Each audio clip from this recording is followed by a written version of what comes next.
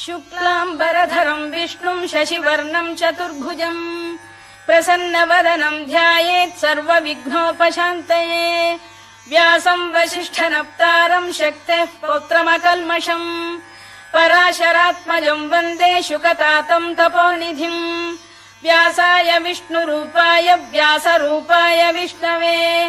नमो वै ब्रह्मनिधये वासिष्ठाय नमो नमः अविकाराय शुद्धाय नित्याय परमात्मने सदैकरूपरूपाय विष्णवे सर्वजिष्णवे यस्य स्मरणमात्रेण जन्म संसारबन्धनात् विमुच्यते नमस्तस्मै विष्णवे प्रभविष्णवे ॐ नमो विष्णवे प्रभविष्णवे श्रीवैशम्पायन उवाच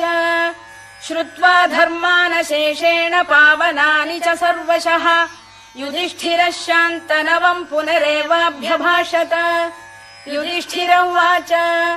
किमेकम् दैवतम् लोके किम् वाप्येकम् परायणम् स्तुवन्तः कङ्कमर्चन्तः